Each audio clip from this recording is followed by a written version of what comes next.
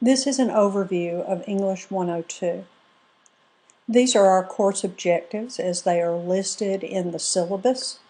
Students who successfully complete the course will be able to do the following. Notice that the focus is on developing and using strategies for writing essays, developing and using research skills, developing and using analytical and critical reading skills.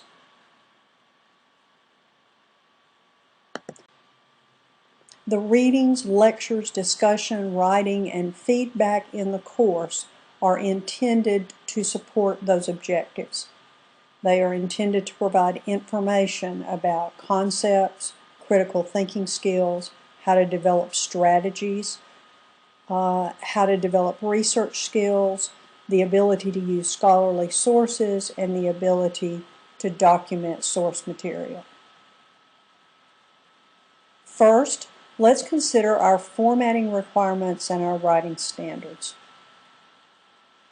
In English, we use Modern Language Association standards or guidelines. For every discipline, there are style sheets that are used as a standard for documenting a paper and for documenting source material.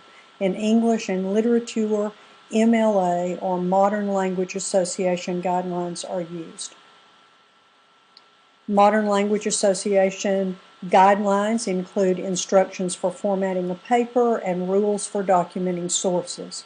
Instructions for formatting a paper can be found in the Syllabus Plus link in the course menu, and rules for documenting sources can be found in the course handbook, the Hacker and Summers text, and those rules are also easily accessible online.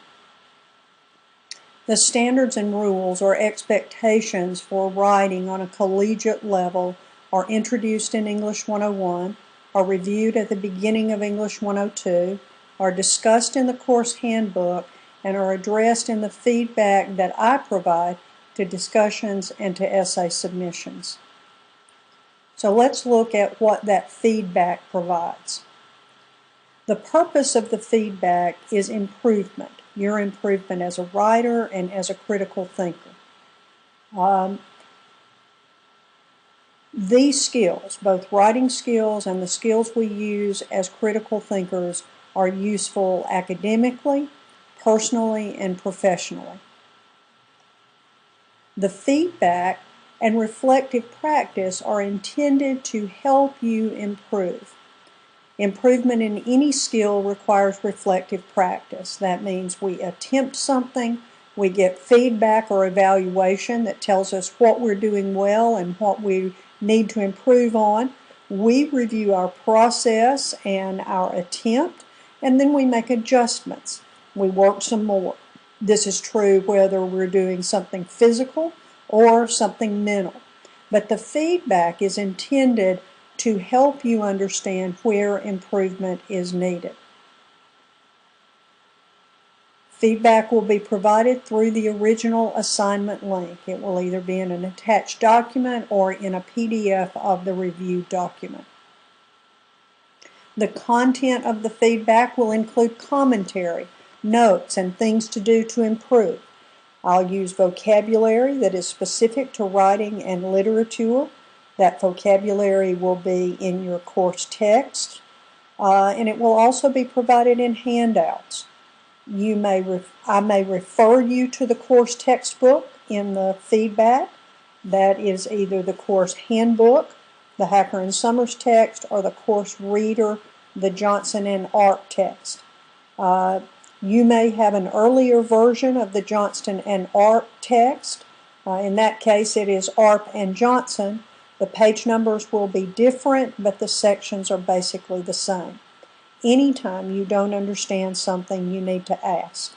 When I refer you to the textbook, I may refer you to specific sections of the text, either the handbook or the course reader, to specific discussions within the text, or to specific rules. Again, the purpose of feedback is to help you understand where you need to improve and refer you to information needed to improve. Generally, we prefer to do what we do well, but any musician knows that practicing the parts that are difficult is the focus that is needed. And then you introduce that improved into what you already do well. The focus of the feedback will be on the following: academic English, grammar, sentencing and punctuation, the essay structure, introduction, thesis, body, the organization and development of the body paragraphs, and the conclusion. The feedback will also focus on paragraphing, the relevance of the paragraphs, how well they're developed, the support that's used, and whether or not the paragraphs are organized and coherent. The feedback will also focus on the support that is provided in analysis and whether or not you are documenting source material correctly. For MLA, the documentation includes a signal phrase, a parenthetical citation, and a bibliographical citation in the work cited. The focus of the course is on academic English, grammar, sentencing and punctuation, essay structure, analysis, which involves critical reading and critical thinking, and documenting source material correctly. So let's look at writing. First of all, academic English, and then grammar, sentencing, word choice, and punctuation. In academic English, sentences are grammatically correct and are punctuated correctly. Source material is documented. Unless you are instructed otherwise, you should use third person, and you should not use contractions. In grammar, sentencing, and word choice, these are sections of the Hacker and Summer text. According to the English Department rubric, a paper with 4 or more major errors or 6 or more minor errors is a D or F paper. You'll find copies of the rubric and the rubric's link in the course menu. And I will be discussing what major and minor errors are. In the Hacker and Summers text, rules are listed by section and are numbered. So in the feedback, I reference those numbers, and you also are provided with a handout that lists the rule numbers. Understanding the rules requires a working knowledge of certain vocabulary, so I've provided handouts with essential vocabulary and some definitions for grammar vocabulary. In order to improve in these areas, grammar, sentencing, word choice, and punctuation, you should use the feedback, the textbook, and the vocabulary in order to understand errors and how to correct it. Anytime you have questions, help is available, but you have to ask. Major errors and minor errors. Basically, in the Hacker and Summers text, there is a section G. Those are errors in grammar, and those are considered to be major errors. Minor errors are errors in sentencing, word choice, and punctuation. Again, the Hacker and Summers text has these sections and has numbered rules within that I refer you to when you make errors. There are common errors, P1A, P1B, P1F, P4, P2A, and P2F. If those are marked in your papers, be sure to look them up. Anything that is marked in your paper, you should look up, read the rule, understand the rule, how it applies, and how to correct. Again, if you have questions, please ask.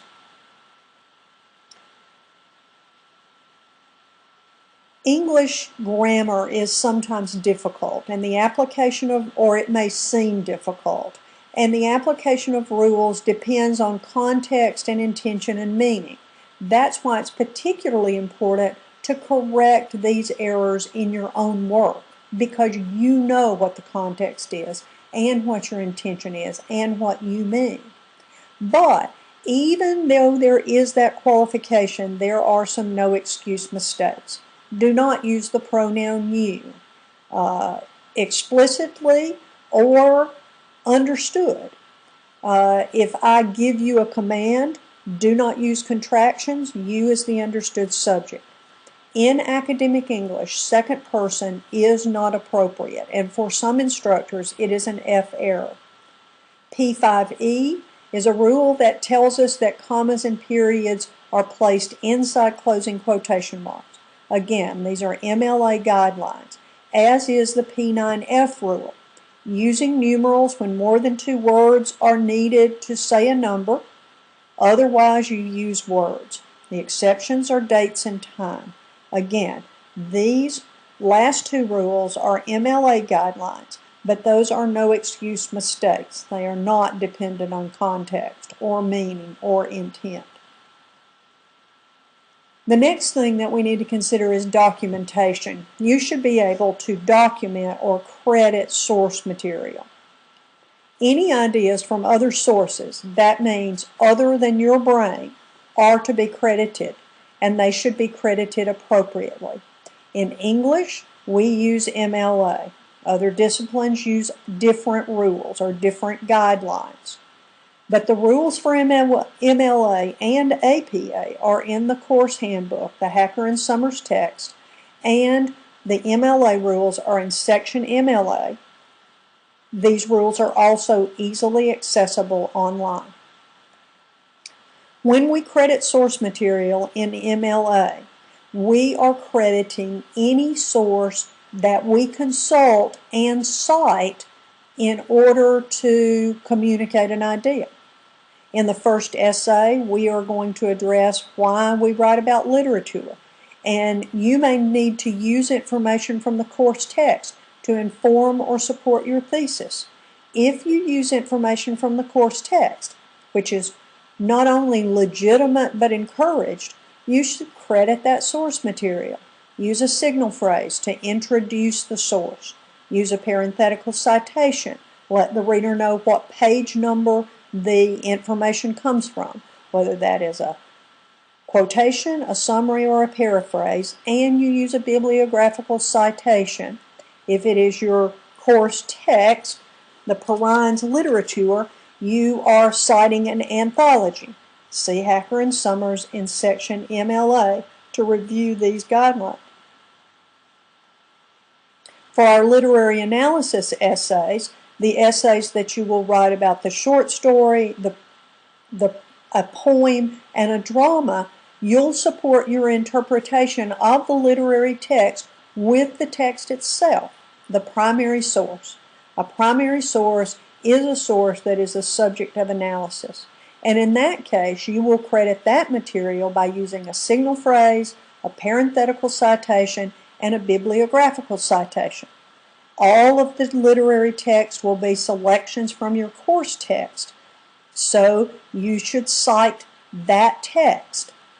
You can find the rules, a selection in an anthology in the Hacker and Summers text, and you should also consult section L, writing about literature, for rules that are specific to literary text. When we credit source material, we credit secondary sources as well. That is, sources that inform our understanding. You are going to be required to complete research using scholarly sources to research a short story. And that is called a secondary source, when one source discusses another. Research allows you to, research allows you to consider how others interpret a text and whether that analysis supports or contradicts your position. You will be required to use at least one secondary source in the literary analysis of the short story.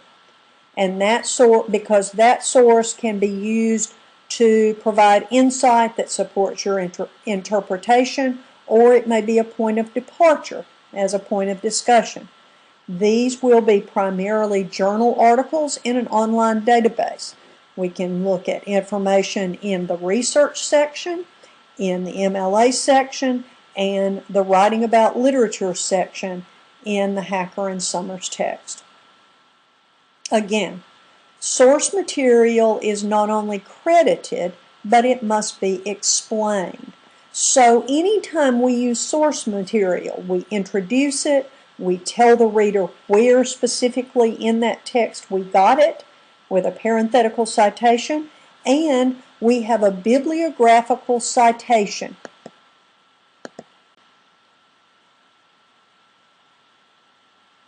When we use source material, it is not only credited, but it is explained.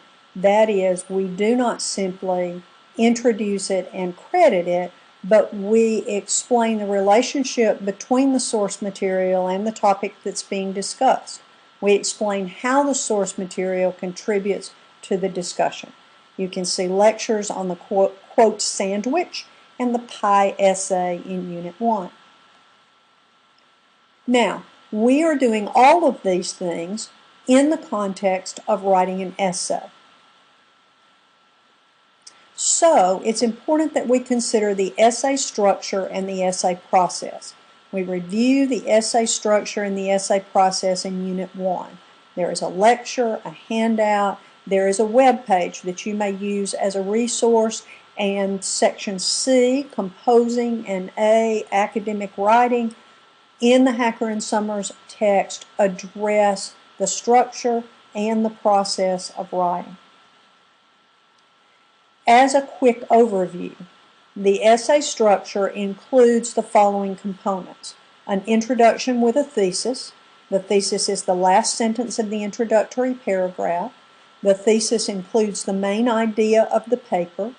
The thesis includes the main points of support in the order that they will be discussed in the body.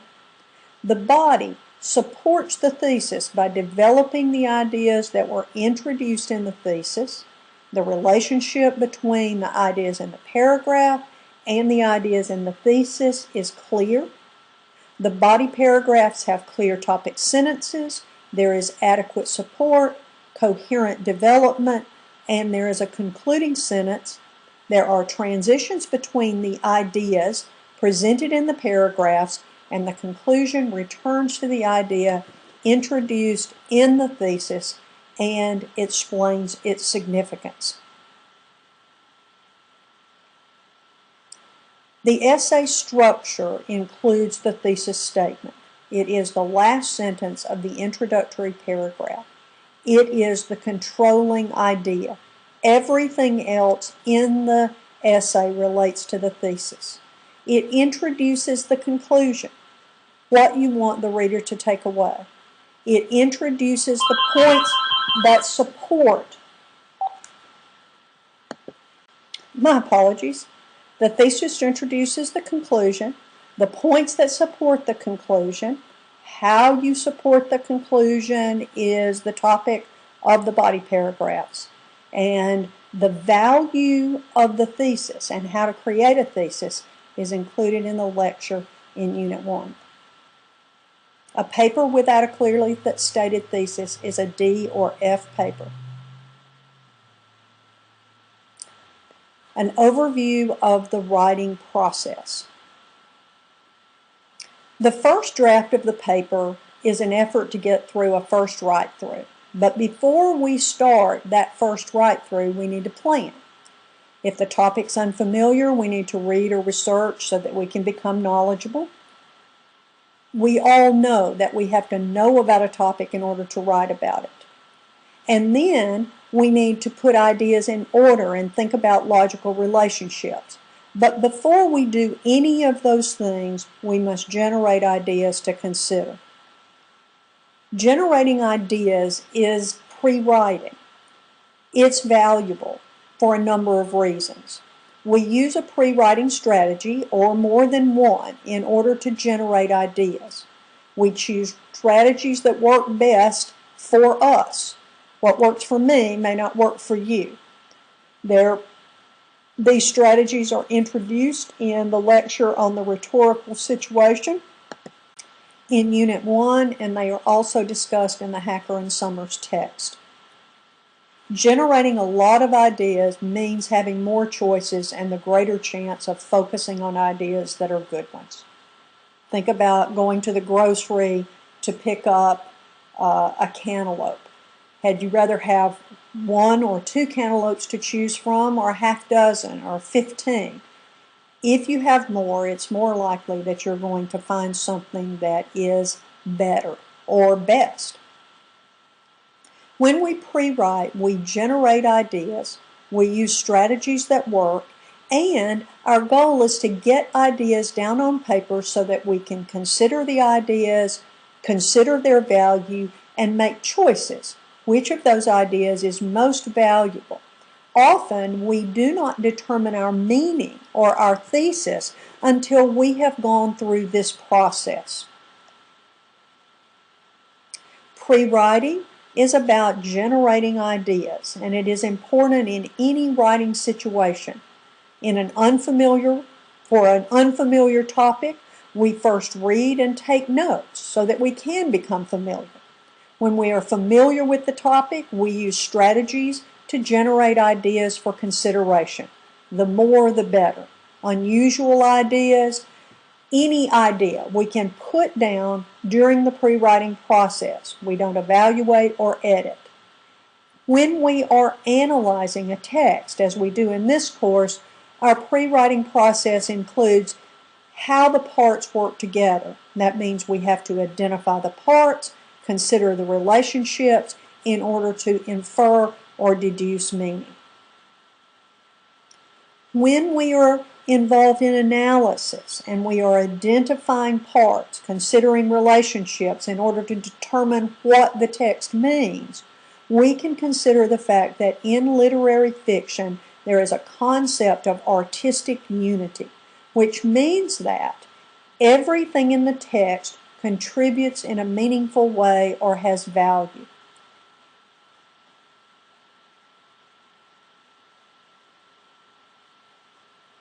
How we interpret those things is based on reader response, because reading is a creative act.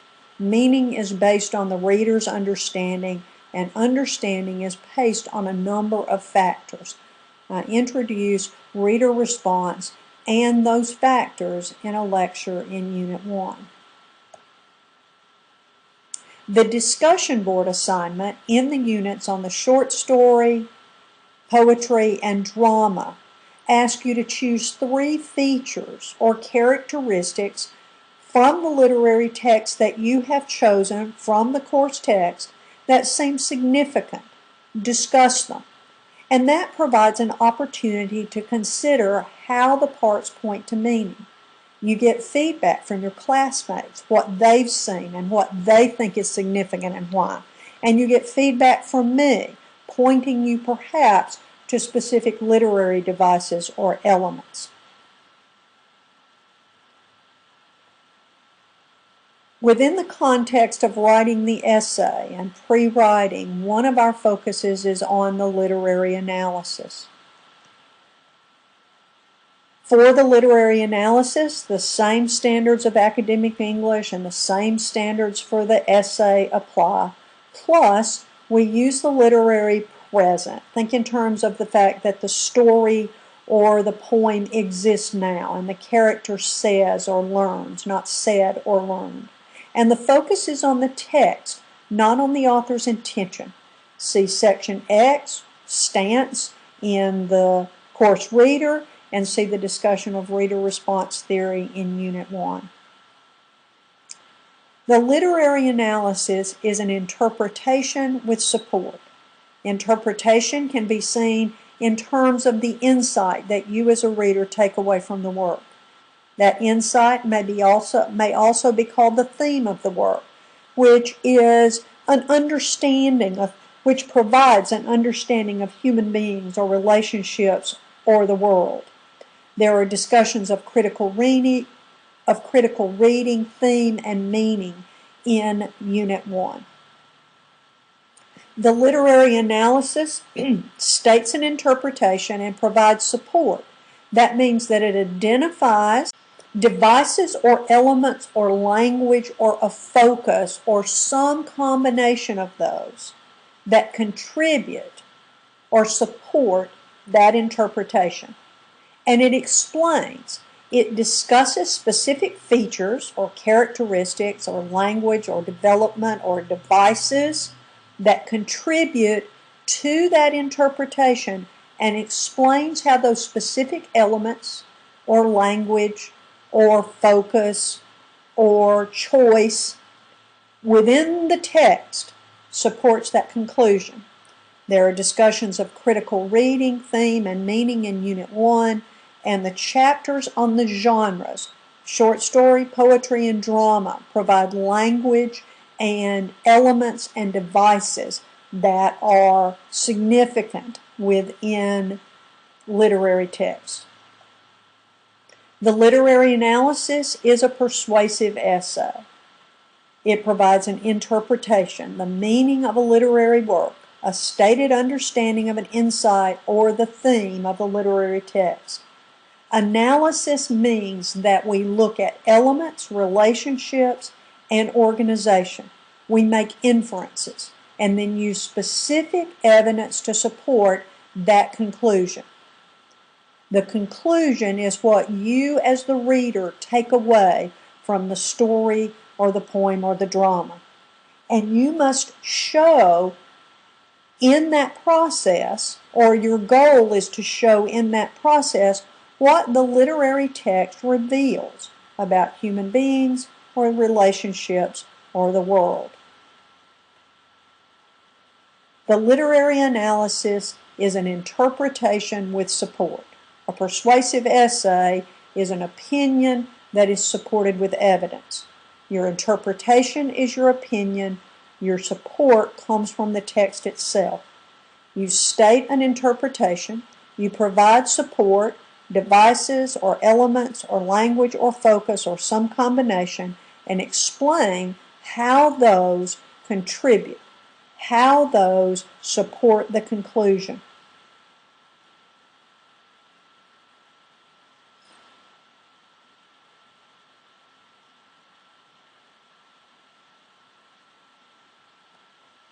The literary analysis is not a summary. It is not a paraphrase. Summaries and paraphrases restate the idea in your own words. You are retelling what the text says. It demonstrates knowledge. A summary demonstrates knowledge. A paraphrase demonstrates knowledge or understanding, and that is required to analyze. I introduced Bloom's taxonomy in Unit 1, and Arp and Johnson discuss this in the section writing about literature. A literary analysis is not explaining the process of close reading. It is not how you discovered what you discovered. It is not telling what readers will find if they read closely. You may refer to the reader and you may refer to the discovery of insight, but you are not explaining how you discovered your meaning or what the readers will find if they read closely. Instead, you are stating your understanding and what within the text supports that understanding. The literary analysis is a persuasive essay. It is interpretation with a support.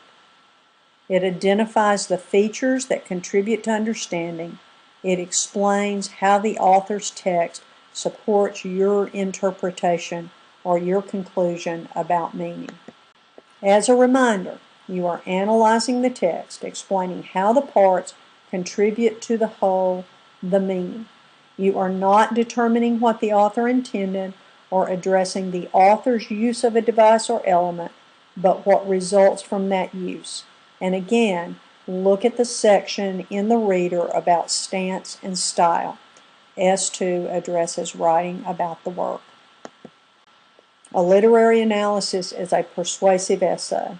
The thesis identifies the work, the author of the work, the interpretation or meaning, and the points of support for that interpretation. Essays without a clearly stated thesis are DF essays. The body paragraphs support the interpretation with evidence from the primary text, and the conclusion explains the significance of that interpretation, how it applies. Again, the objectives of our course are to develop and use strategies for writing essays, to develop and use research skills, and to effectively and legally document sources, to develop analytical and critical reading and thinking skills that are used in the construction of the essay. The purpose of the course assignments is to meet those objectives, to help you understand the concepts that you need, to help you develop critical thinking skills and critical reading skills, to develop strategies for developing ideas, writing effectively, revising and editing, to develop research skills so that you can use scholarly sources, and to appropriately document source material.